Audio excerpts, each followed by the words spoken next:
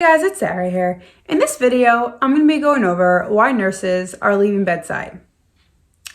So let's get started. Number one reason is, it's kind of two reasons in one, is because we're understaffed and too many patients. So for example, I worked per diem in a nursing home. I had 1 to 40 patients. Even if my patients are stable, there's still 1 to 40 patients, medication, tons of stuff you have to do, and you have full risk patients. That's like absurd number. And this is because they're understaffed, so they give you a bigger patient ratio. Even in the ER, I work in the ER. The ER, I could get 1 to 9 patients. So these are unstable patients mostly who are coming in. You have a 1 to 9 ratio. I could have ICUs in there. So if you're on the ICU floor, you strictly have like 1 or 2 patients. But I'm getting those same patients in the ER, and I could have 9, like 7 other patients. Like, that's crazy. So this is because they're understaffed, people call out, people are constantly leaving, and it just makes a greater patient ratio and more work on the nurse. So that's my first reason. It burns people out that way. Number two, why people are leaving bedside is because people are just getting sicker. Unfortunately, the patient population is harder, sicker, people are living longer, which is good, but they're coming in with comorbidities, this, that. People are just sicker, and it's harder to take care of them. Number three, another reason why a lot of people are leaving bedside is because of the blame game. So that's what I call it, at least. So basically, the nurse is kind of in the middle. If you think of like everyone in like a medical setting, right? Or healthcare setting, you have the doctor, you have the pharmacist, you have the respiratory therapist, the CCT or tech, whatever you call it in your place. And you have so many different parts. You have like the environmental, people who clean, you have the kitchen, you have so many different parts. And the nurse is in the middle. So the kitchen and the doctor don't deal with each other. The techs and the pharmacists don't deal with each other either. It's kind of like they don't really overlap. But the nurse has to do with everybody. So the nurse is in the middle. So let's say medication's gone wrong. The nurse is part of that blame. So that has to do with the pharmacist. Let's say the food didn't arrive on time. Who gets screamed at? The nurse. The patient doesn't care if the kitchen didn't deliver. The patient doesn't care. You're the one getting screamed at. If a tech didn't do their job, doesn't matter. It's on you. You're in charge of the tech, so you have to do it.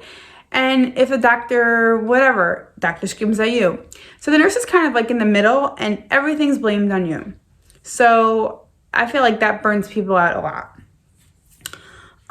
Another reason why people are leaving bedside is because of liability. A lot of patients are suing now. People even like injure themselves to sue, but that's a different topic in itself. But a lot of patients are suing. They want to get money. This is quick money for them, and they'll try anything possible to sue.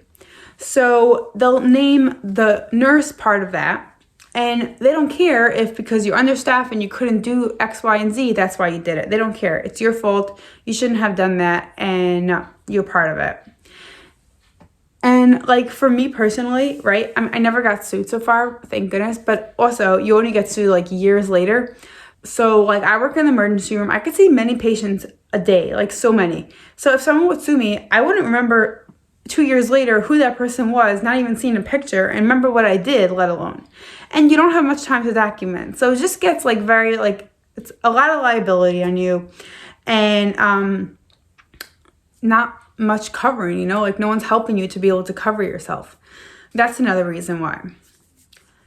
Another reason why people are leaving bedside is because of flexibility. I work 12-hour shifts 3 days a week. So some people works great for, some people it doesn't. It's very hard. 12-hour shifts, everyone's like, I would rather work 12 hours and be done for my week. It is very hard, exhausting, and just really hard. So that burns people out a lot also.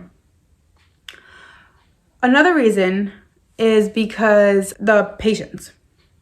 Patients are great, but they scream, people are in pain. When they're in pain, they are not happy. And especially if you work in pediatrics could be really hard because the mothers of the patients, and I'm a mother myself, and I would probably be the same way, but they're mama bears, and they'll scream at you. They'll be like, why is this a little thing of blood? Like, why is this? What are you doing? Like, if you if you try an IV on a pediatric patient and you miss the first time, the mother's like on top of you.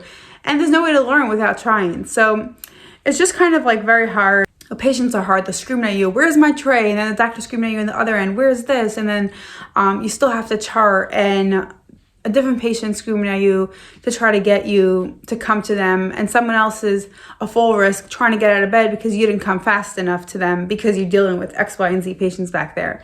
So it's kind of like everyone's screaming at you, and it's just exhausting, pretty much. And the last reason I have why people are leaving bedside is because of they're unappreciated.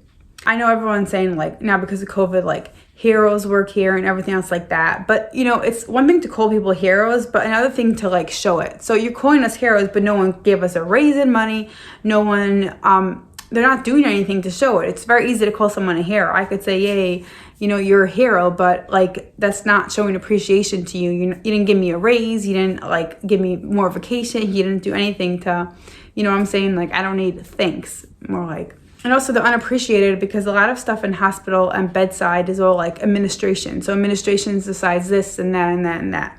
And they're not coming down to thank you because they're like more like high up. They don't even know who you are. So it's kind of like there's no appreciation. The patients are not appreciated. Some of them are. But for the most part, they're not appreciative. And the doctors are not appreciative. A lot of them put down nurses. That's a different topic in itself. And we just feel like unappreciated. And one more thing, but this one is specifically now for COVID. So during COVID, which is now, they give like COVID rates. So they're paying like astronomical prices for nurses to come into COVID units or COVID area, especially ICU nurses, to come because they need them. So a lot of people are like, you know what, they were burnt out the whole entire time, but they never really changed because they need money and stuff like that. Or they were going to leave anyways bedside nursing, and now they're like, you know what, I can make triple of what I make an hour just going this. I'll go for it. I have experience and go. So they all leave and they go different hospitals, different places, making triple the amount, and they weren't really so happy in their place in the first place. And so that's pretty much it. This is not for everybody. Some people may be really happy on it, and some of these reasons might not be applicable for you, but this is pretty much the reason why most people leave bedside nursing.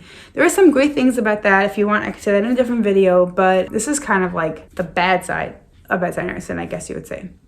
So please like this video, subscribe, stay tuned, and follow me for more.